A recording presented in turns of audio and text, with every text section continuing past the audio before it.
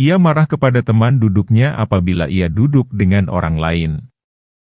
Orang-orang yang berilmu semacam itulah, orang-orang yang keras hati, musuh Tuhan yang Maha Pengasih. Bersabda Nabi, kadang-kadang setan itu menangguhkan kamu dengan ilmu. Lalu bertanya yang hadir, "Ya Rasulullah, bagaimana yang demikian itu?" Menjawab Nabi, yaitu, setan itu mengatakan, tuntutlah ilmu dan jangan beramal dulu sebelum tahu benar. Maka senantiasalah setan itu berkata demikian bagi ilmu dan menangguhkan terhadap amal perbuatan, sehingga mati yang belajar itu dan tidak beramal. Berkata Sir As-Sukti, adalah seorang laki-laki mengasingkan diri pergi beribadah, di mana tadinya amat rajin mempelajari ilmu zahir. Maka aku bertanya kepadanya, lalu ia menjawab, saya bermimpi berjumpa dengan orang yang mengatakan kepadaku, berapa banyak engkau menyia-nyiakan ilmu, maka sebanyak itu pulalah engkau disia-siakan Allah.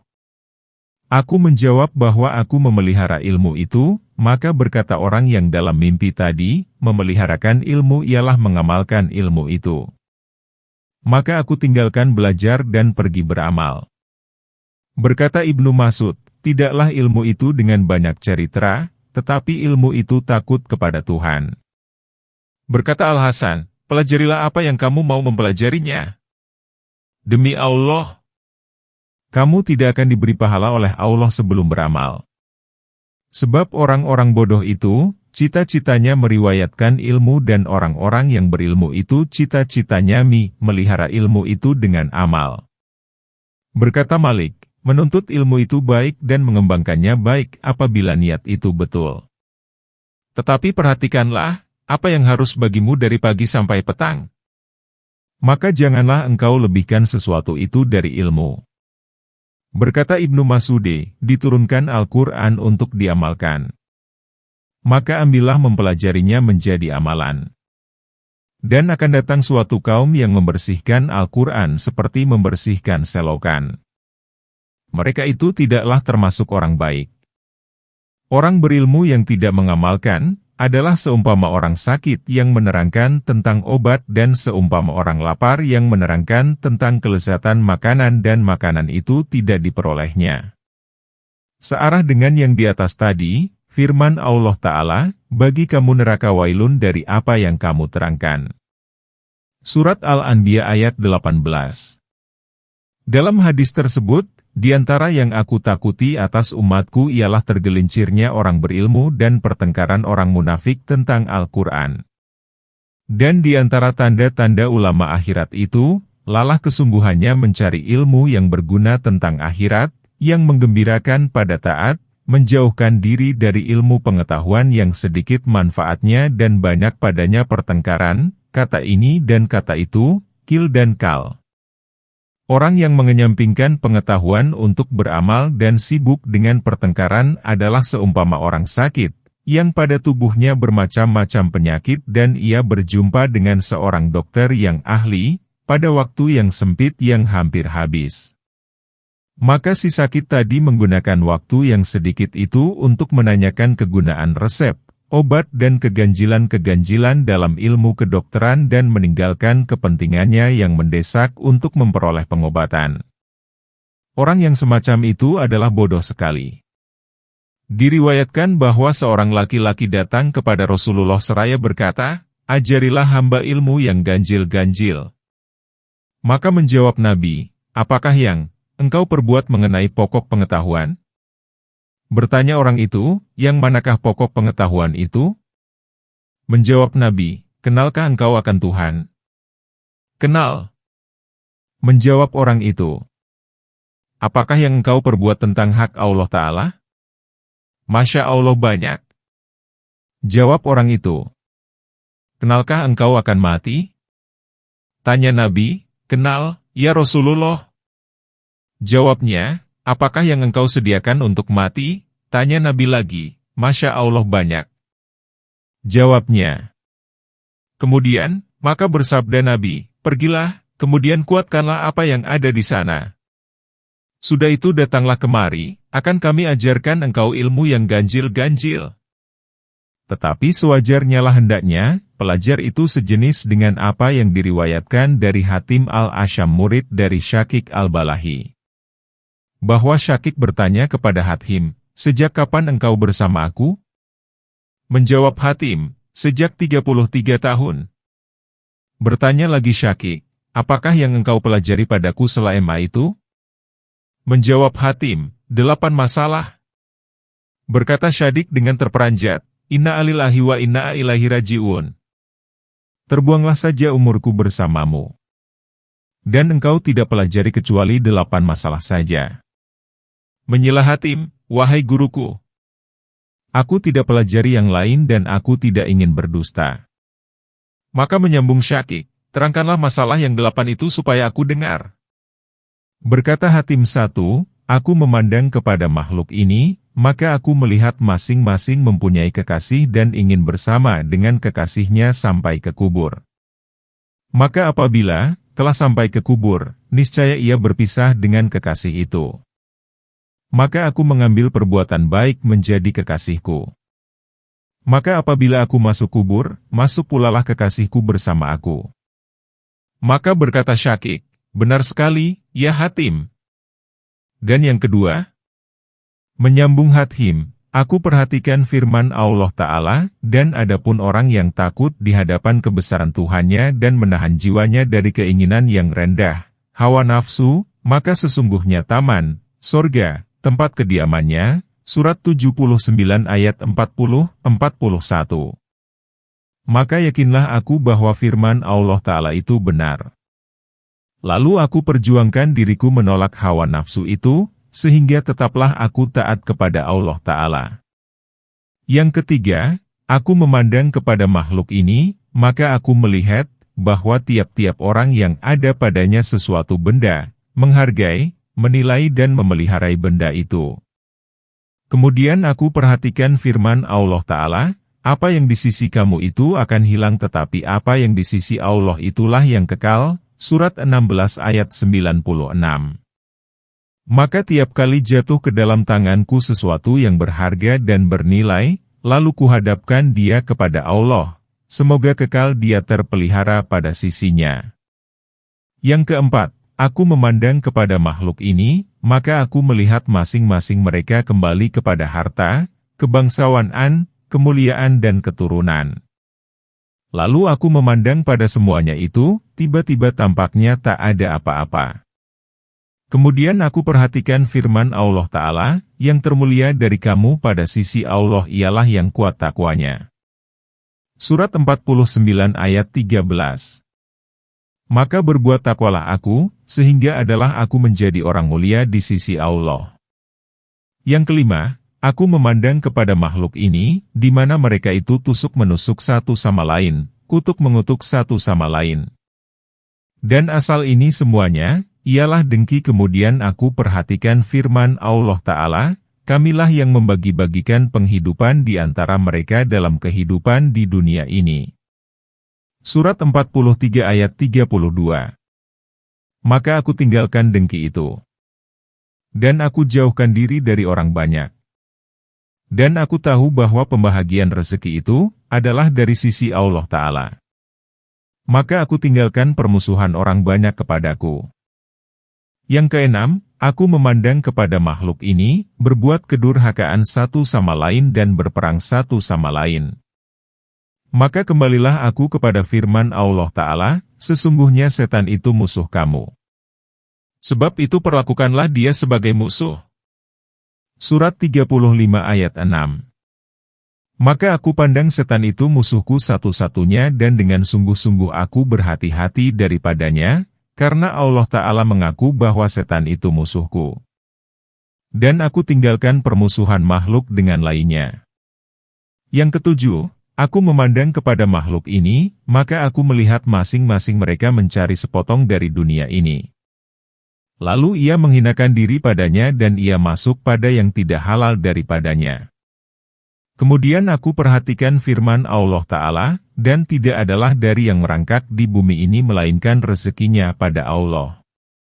Surat 11 ayat 6. Maka tahulah aku bahwa aku ini salah satu dari yang merangkak-rangkak yang rezekinya pada Allah Ta'ala. Dari itu aku kerjakan apa yang menjadi hak Allah atasku dan aku tinggalkan yang menjadi hakku pada sisinya. Yang kedelapan, aku memandang kepada makhluk ini, maka aku melihat masing-masing mereka bersandar kepada makhluk. Yang ini kepada bendanya, yang itu kepada perniagaannya, yang itu kepada perusahaannya dan yang itu lagi kepada kesehatan badannya. Dan masing-masing makhluk itu bersandar kepada makhluk yang seperti dia. Lalu aku kembali kepada firman Allah Ta'ala, dan barang siapa menyandarkan dirinya kepada Allah, maka Allah mencukupkan keperluannya. Surat 65 ayat 3. Maka, aku pun menyandarkan diriku, bertawakal, kepada Allah Ta'ala. Dan Allah Ta'ala, mencukupkan keperluanku. Berkata Syakik, "Ya Hatim, kiranya Allah Ta'ala memberikan taufik kepadamu. Aku telah memperhatikan segala ilmu pengetahuan Taurat, Injil, Zabur dan Al-Quran yang mulia, maka aku peroleh, bahwa segala macam kebajikan dan keagamaan, berkisar di atas 8 masalah tersebut. Barang siapa memakainya, maka berarti dia telah memakai kitab 4 itu. Maka bahagian ini dari ilmu pengetahuan, tidaklah dipentingkan memperolehnya dan memperhatikannya selain oleh ulama akhirat. Adapun ulama dunia, maka dikerjakannya yang memudahkan mencari harta dan kemegahan. Dan disia-siakannya ilmu yang seperti ini, yang diutuskan oleh Allah para nabi membawanya. Berkata Ad-Dlahak bin Muzahim, aku dapati para ulama dan tidak dipelajari oleh sebahagian mereka dari yang lain, melainkan tentang wara, memelihara diri dari dosa dan harta yang diragukan. Tetapi ulama sekarang tidak dipelajarinya selain dari ilmu kalam, berkata-kata. Dan di antara tanda-tanda ulama akhirat itu, tidak ingin kepada kemewahan, pada makanan, minuman dan pakaian. Tidak ingin kepada kecantikan, pada perabot rumah tangga dan tempat tinggal. Tetapi memilih kesederhanaan pada semuanya itu. Serupa keadaannya dengan ulama salaf, diberi Allah kiranya rahmat kepada mereka sekalian. Dan ingin mencukupkan dengan sedikit-dikitnya dalam segala hal. Semakin bertambah keinginannya ke arah sedikit, semakin bertambah dekatnya dengan Allah Ta'ala dan tinggi kedudukannya dalam barisan ulama akhirat. Dibuktikan kepada yang demikian oleh suatu cerita dari Abu Abdillah Al-Hawas. Dia termasuk di antara teman sejawat Hatim Al-Asyam. Bercerita Abu Abdillah, aku pergi bersama Hatim ke Arai dan bersama kami 320 orang laki-laki. Kami bermaksud mengerjakan ibadah haji. Pada mereka itu kantong bulu. Tidak ada bersama mereka koper pakaian dan makanan. Maka kami masuk ke tempat seorang saudagar yang sederhana, yang mempunyai belas kasihan kepada fakir miskin. Pada malam itu kami menjadi tamunya. Pada keesokan harinya, bertanya tuan rumah kepada Hatim, apakah saudara ada mempunyai keperluan apa-apa? Sebab saya bermaksud hendak mengunjungi seorang ahli fikih kami, yang sedang sakit sekarang. Menjawab Hatim, mengunjungi orang sakit ada kelebihannya dan memandang wajah ahli fikih itu suatu ibadah. Saya pun pergi bersama tuan. Adalah yang sakit itu Muhammad bin Mukatil Kadli negeri Arai, ketika sampai kami di pintu, rupanya suatu istana yang mulia dan cantik. Hatim termenung, seraya berkata, beginikah pintu rumah seorang yang berilmu, seorang alim? Kemudian diizinkan, lalu mereka masuk. Rupanya sebuah rumah yang sangat cantik, cukup luas, bersih, berpemandangan indah dan bertirai. Maka Hatim termenung. Kemudian mereka masuk ke tempat di mana orang sakit itu berada. Di situ orang sakit berbaring di atas kasur yang empuk. Di kepalanya seorang bujang dengan memegang alat pemukul lalat. Maka duduklah yang berkunjung tadi, saudagar itu, di samping kepala si sakit, menanyakan keadaan sakitnya, sedang Hatim berdiri saja. Lalu Ibnu Mukatil, orang sakit itu, mempersilakan Hatim duduk. Hatim menjawab, tak usah, tuan. Ibnu Mukatil bertanya, barangkali ada perlu? Ada. Jawab Hatim, Apa? Tanya Ibnu Mukatil. Ada suatu masalah yang ingin saya tanyakan kepada Tuan, sembung Hatim. Tanyalah. Bangunlah Tuan, kata Hatim. Duduklah, supaya ku tanyakan. Maka bangunlah Ibnu Mukatil dan duduk. Lalu Hatim bertanya, ilmu Tuan ini, dari mana Tuan ambil? Dari orang-orang yang dapat dipercayai, yang menerangkan ilmu itu kepada saya. Orang-orang itu, dari siapa? Dari para sahabat Rasulullah. Para sahabat itu, mengambil dari siapa? Dari Rasulullah. Rasulullah mengambil dari siapa? Dari Jibril dan Jibril mengambil daripada Allah Ta'ala.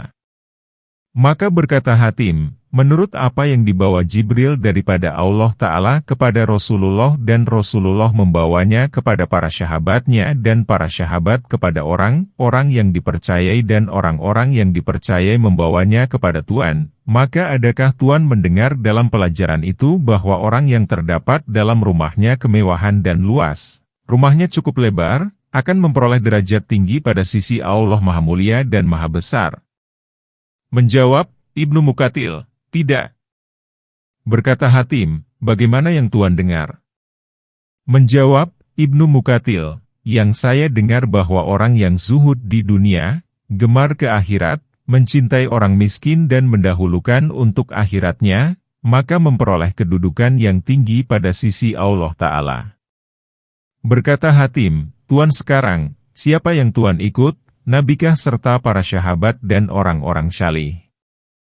Fir'aun dan Namrus, orang pertama yang mendirikan gedung dengan batu marmer dan batu merah? Wahai ulama, ulama jahat.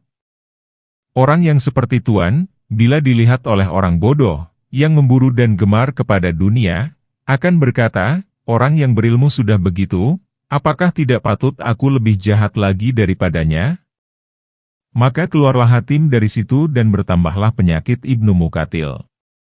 Peristiwa yang terjadi antara Hatim dan Ibnu Mukatil, sampai kepada penduduk Arai, lalu berkatalah mereka kepada Hatim, bahwa At-Tanafisi di kota Kaswin lebih mewah lagi dari Ibnu Mukatil. Maka sengajalah Hatim pergi ke sana, lalu masuk ke rumah At-Tanafisi seraya berkata, kiranya Tuan diberi rahmat oleh Allah. Saya ini orang bodoh, ingin benar Tuan ajarkan saya permulaan pelajaran agama dan anak kunci solat, bagaimana saya berwudu untuk solat? Menjawab At-Tanafisi, boleh, dengan segala senang hati. Ambillah kendi yang berair. Lalu dibawakan kepadanya. Maka duduklah At-Tanafisi mengambil wudu 3 kali, kemudian berkata, beginilah cara berwudu. Cobalah berwudu. Maka berkata Hatim, biarlah di tempat Tuan, supaya saya berwudu di hadapan Tuan. Sehingga benar-benar tercapai apa yang saya maksudkan. Maka bangunlah At-Tanafisi, dan duduklah Hatim berwudu. Dibasuhnya kedua lengannya 4 kali. Lalu menegur At-Tanafisi, hai, mengapa engkau memboros? Menjawab Hatim, apa yang saya boroskan? Kau basuhkan lengan MU 4 kali. Subhanallah. Maha suci Tuhan yang maha besar. Menjawab Hatim, hanya setapak tangan air, sudah memboros. Tuan dengan ini seluruhnya, apakah tidak memboros? Maka tahulah At-Tanafisi, bahwa maksud Hatim bukanlah belajar. Lalu masuklah ia ke dalam rumahnya dan tidak muncul-muncul di muka umum selama 40 hari. Ketika Hatim datang di Baghdad, maka berkerumunlah penduduk mengelilinginya seraya berkata, hai Bapak Abdurrahman. Tuan seorang yang sukar mengeluarkan kata-kata, lagi bodoh. Siapa saja yang berbicara dengan Tuan, Tuan potong. Menjawab Hatim, padaku ada 3 perkara, yang ingin aku lahirkan kepada lawanku, aku gembira apabila lawanku betul, aku bersedih hati apabila lawanku salah dan aku jaga diriku jangan sampai tidak mengetahui tentang lawan itu. Berita ini sampai kepada Imam Ahmad bin Hanbal, maka berkatalah Imam Ahmad, Subhanallah. Maha suci Allah. Alangkah cerdasnya Hatim. Nah, mari kita pergi menjumpai Hatim. Sewaktu telah sampai ke tempat Hatim, maka bertanya Imam Ahmad, "Hai Bapak Abdurrahman, manakah keselamatan itu di dunia?" Menjawab Hatim, "Hai Bapak Abdullah, tak ada keselamatan di dunia sebelum ada padamu 4 perkara, engkau maafkan orang karena kebodohannya, engkau cegah kebodohan engkau terhadap orang lain, engkau berikan sesuatu kepada orang dan engkau tidak mengharap sesuatu dari orang. Apabila ada demikian, maka selamatlah engkau." Kemudian Hatim berangkat ke Madinah. Tiba di situ dia dikerumuni penduduk Madinah. Maka Hatim bertanya, "Kota manakah ini?" Menjawab orang banyak, "Kota Rasulullah." "Di manakah istana Rasulullah?" "Saya hendak mengerjakan sholat di dalamnya." "Rasulullah tak mempunyai istana," menjawab orang banyak. "Hanya mempunyai sebuah rumah yang rendah di atas tanah." "Mana istana sahabat-sahabatnya?" tanya Hatim pula. "Tak ada juga.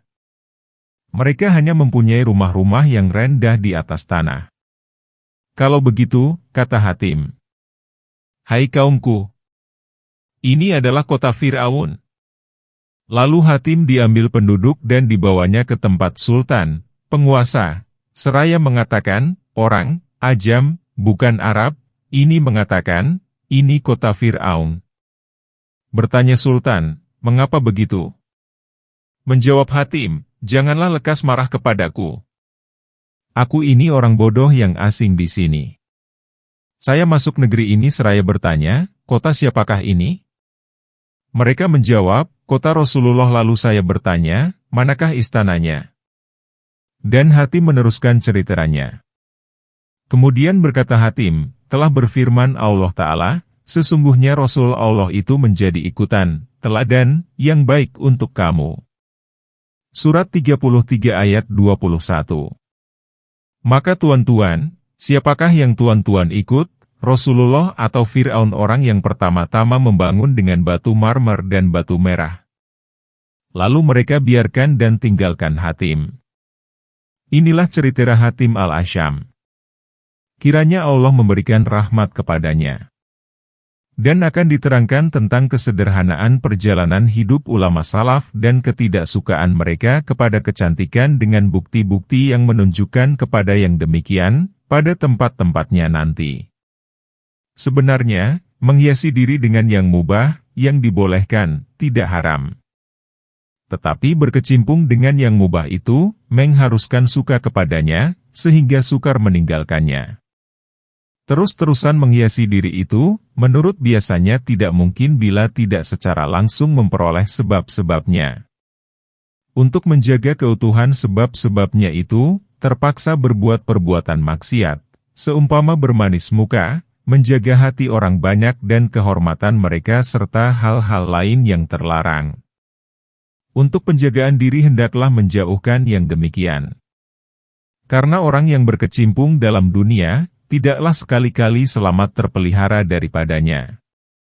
Jikalau keselamatan diri itu dapat diperoleh serta berkecimpung di dalam dunia, maka tidaklah Rasulullah dengan tegas membelakangi dunia dengan membuka baju kemejanya yang bersulamkan bendera dan menanggalkan cincin emas ketika sedang pidato. Dan lain-lain contoh lagi yang akan diterangkan. Menurut cerita, Yahya bin Yazid An-Naufali menulis surat kepada Malik bin Anas seperti berikut, Bismillahirrahmanirrahim. Wassallahu ala rasulihi Muhammadin fil awalin wal akhirin. Dari Yahya bin Yazid bin Abdil Malik kepada Malik bin Anas. Amma abadu, kemudian dari itu, sesungguhnya telah sampai kepadaku, bahwa Tuhan memakai pakaian halus, memakan roti tipis, duduk atas tempat yang empuk dan meletakkan pada pintu seorang penjaga. Sesungguhnya Tuhan duduk dalam majelis ilmu pengetahuan, kendaraan berkerumun ke rumah Tuhan, manusia datang kepada Tuhan. Diambilnya Tuhan menjadi imam dan disukai mereka perkataan Tuhan. Maka bertakwalah kepada Allah Ta'ala wahai Malik. Hendaklah Tuhan merendahkan diri aku tuliskan kepada Tuhan nasihatku ini, dalam suatu surat yang tidak dilihat selain Allah Subhanahu wa Ta'ala. Wassalam. Lalu Malik membalas surat Yahya sebagai berikut, Bismillahirrahmanirrahim. Wa shallallahu ala sayyidina Muhammadin wa alaihi wa sahbihi wasallam. Dari Malik bin Anas kepada Yahya bin Yazid. Kesejahteraan dari Allah kiranya kepada Tuhan. Amma abadu, kemudian dari itu, telah sampai surat Tuhan kepadaku, maka aku pandang surat itu menjadi nasihat, tanda kasih mesra dan ketinggian budi. Kiranya Allah mengurniai Tuhan dengan ketakwaan dan memberi balasan kepada Tuhan dengan kebajikan, disebabkan nasihat itu. Aku bermohon, kiranya Allah menganugerahkan taufik wala haula wala quwata illa billahil aliyil adiem. Apa yang Tuhan sebutkan mengenai saya, bahwa saya memakan roti tipis, memakai pakaian halus, memakai penjaga pintu dan duduk di atas tempat yang empuk, maka benarlah kami berbuat demikian. Dan bermohonlah kami akan keampunan daripada Allah Ta'ala. Berfirman Allah Ta'ala, katakanlah, siapakah yang melarang, memakai, perhiasan Allah dan, memakan, rezeki yang baik yang diadakannya untuk hambanya. Surat 7 ayat 32. Sesungguhnya saya mengetahui, bahwa meninggalkan yang demikian itu adalah lebih baik daripada masuk ke dalamnya.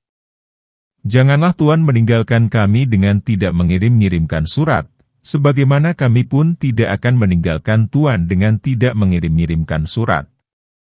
Wassalam. Lihatlah kepada keinsyafan Malik, karena ia mengakui bahwa meninggalkan yang demikian itu adalah lebih baik daripada masuk ke dalamnya. Dan ia berfatwa bahwa perbuatan tersebut itu diperbolehkan. Sesungguhnya benarlah Imam Malik pada keduanya itu. Dan seumpama Imam Malik dalam kedudukannya, apabila dirinya telah membolehkan dengan keinsyafan dan pengakuan mengenai nasihat yang seperti itu, maka kuat pulalah dirinya untuk berdiri di atas batas-batas yang diperbolehkan.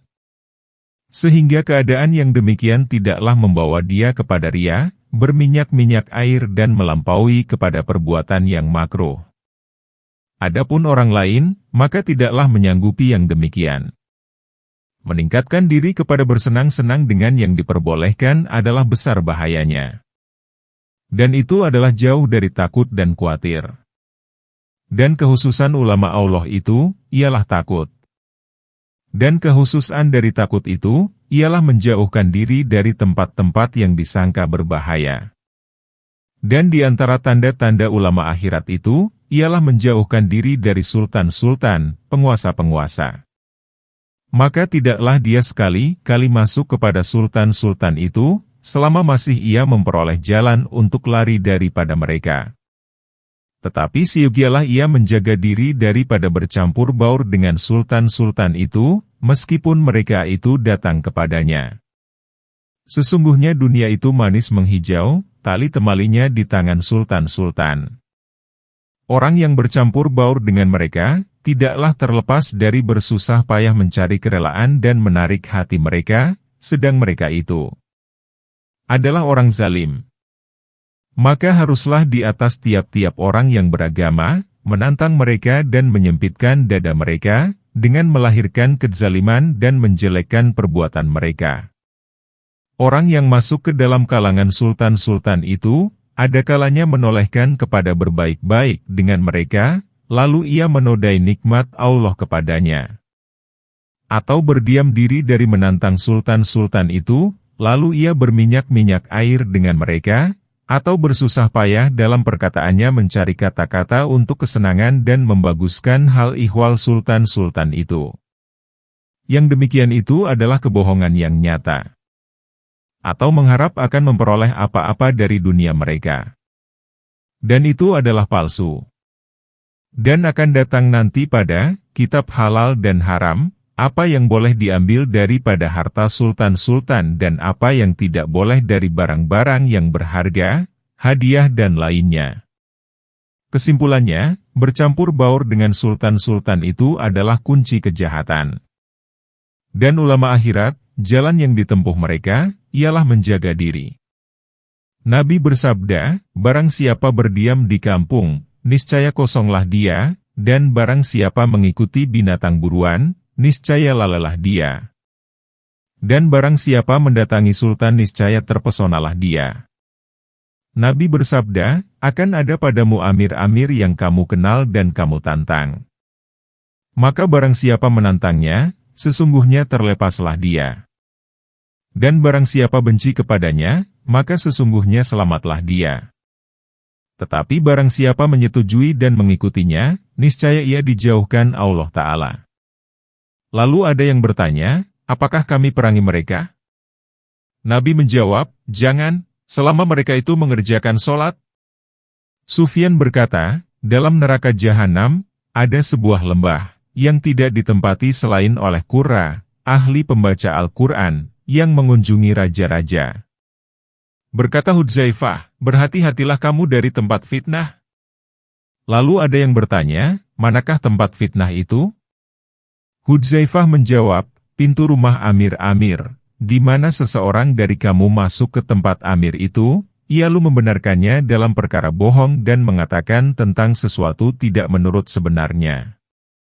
Rasulullah berkata, ulama itu adalah pemegang amanah Rasul di atas hamba Allah Ta'ala, selama mereka tidak bercampur baur dengan sultan-sultan. Apabila mereka berbuat yang demikian, maka sesungguhnya mereka telah mengkhianati Rasul-Rasul. Maka awaslah kamu dan menjauhkan dirilah kamu daripada mereka. Hadis ini dirawikan Anas. Orang menanyakan Namasi, Tuhan telah menghidupkan ilmu pengetahuan, karena banyaklah orang yang mengambil ilmu pengetahuan itu daripada Tuhan. Maka Amasi menjawab, janganlah lekas benar mengatakan yang demikian.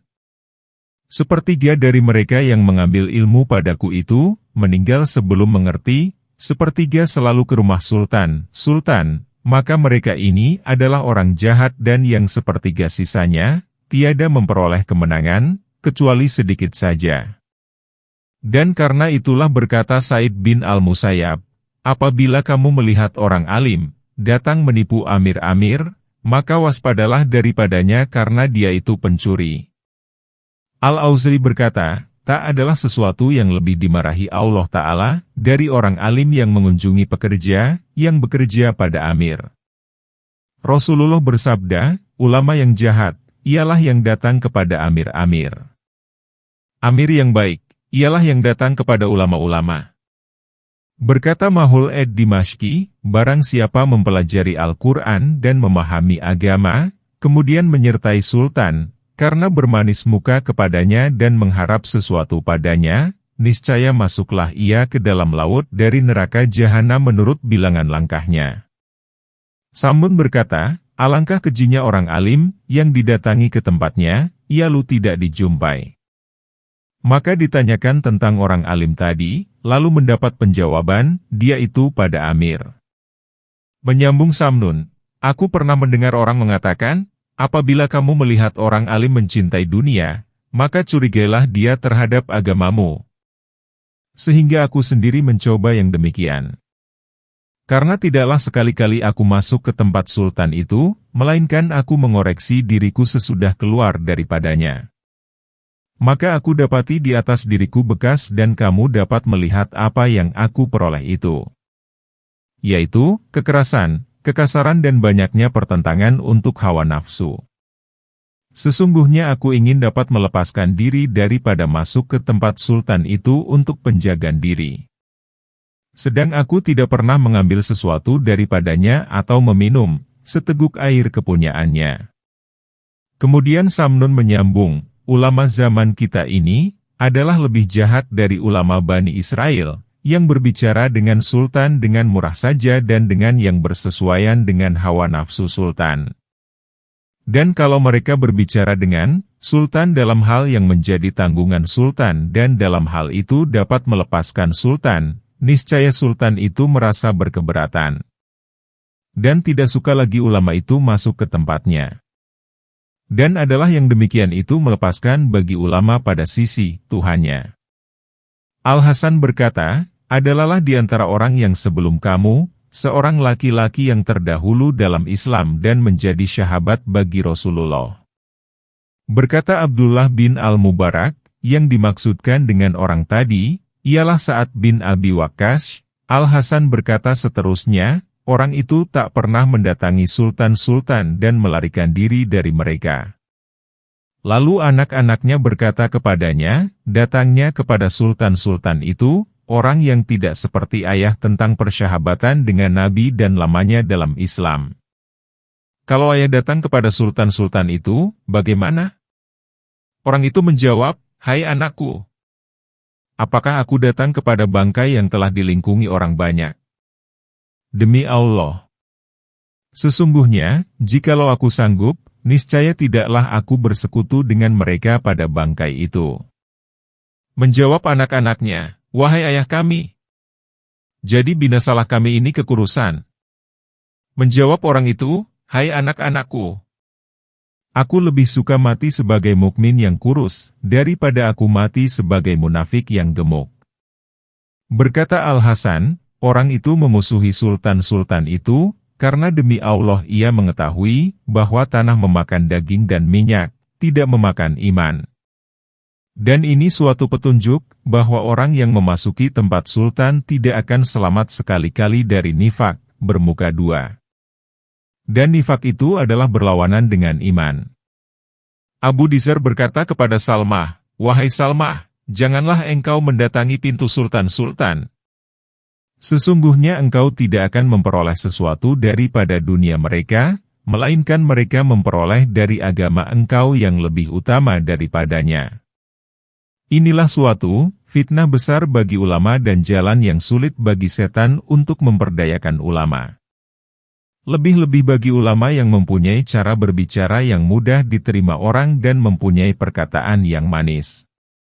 Karena senantiasalah setan membisikkan kepada ulama itu bahwa, nasihatmu kepada sultan-sultan dan kedatanganmu kepadanya, adalah hal yang menakutkan mereka dari berbuat zalim dan menegakkan syiar-syiar agama. Sampai menjadi hayalan kepada ulama itu, bahwa masuknya ke rumah sultan-sultan itu adalah setengah dari agama. Kemudian, apabila telah masuk, lalu senantiasalah ia bersikap lemah lembut dalam pembicaraan, berminyak-minyak air dan berkecimpung dengan memuji dan menyanjung. Dan pada inilah terletaknya kebinasaan agama. Dan ada dikatakan, ulama itu apabila telah berilmu, niscaya berbuat, beramal. Apabila berbuat, niscaya sibuk. Apabila telah sibuk, lalu hilang. Apabila telah hilang, lalu dicari. Dan apabila dicari lalu lari. Umar bin Abdul Aziz menulis surat kepada Al-Hasan, amma ba'du, kemudian dari itu, maka tunjukkanlah kepadaku golongan-golongan yang dapat aku meminta tolong padanya, untuk menegakkan perintah Allah Ta'ala. Maka Al-Hasan membalas surat Khalifah Umar bin Abdul Aziz tadi, adapun kaum agama, maka mereka tidak berkehendak kepadamu. Dan adapun kaum dunia, maka engkau tidak berkehendak kepada mereka. Akan tetapi, haruslah engkau dengan orang-orang mulia, karena mereka menjaga kehormatan dirinya daripada menodainya dengan pengkhianatan. Ini adalah mengenai Umar bin Abdul Aziz dan adalah ia yang paling zuhud pada zamannya. Maka apabila adalah syarat bagi kaum agama lari dari Umar, maka bagaimanakah memperoleh perbandingan untuk mencari orang lain dan bercampur baur dengan dia? Dan selalu ulama-ulama terdahulu, seperti Al-Hasan, At-Suri, Ibnul Mubarak, Al-Fudlail, Ibrahim bin Adham dan Yusuf bin Asbat, memperkatakan mengenai ulama dunia, dari penduduk Makkah, negeri Syam dan lain-lain. Ada kalanya karena mereka itu cenderung kepada dunia dan ada kalanya karena bercampur baur dengan sultan-sultan. Dan di antara tanda-tanda ulama akhirat, ialah tidak tergesa-gesa memberi fatwa. Tetapi berdiri teguh menjaga diri dari memberi fatwa selama masih ada jalan untuk melepaskan diri. Jikalau ia ditanyakan tentang apa yang diketahuinya benar-benar dengan dalil, nas, kitabullah atau hadis atau ijma, sepakat, atau kias yang nyata, niscaya berfatwalah dia. Dan jikalau ditanyakan tentang sesuatu yang diragukannya, maka ia menjawab, saya tidak tahu, la adri. Dan jikalau ditanyakan suatu persoalan yang hampir diyakininya, berdasarkan ijtihadnya, kesungguhannya, dan terkaannya, maka dalam hal ini ia berhati-hati, mempertahankan diri dan menyerahkan penjawabannya kepada orang lain jikalau ada pada orang lain itu kemampuan.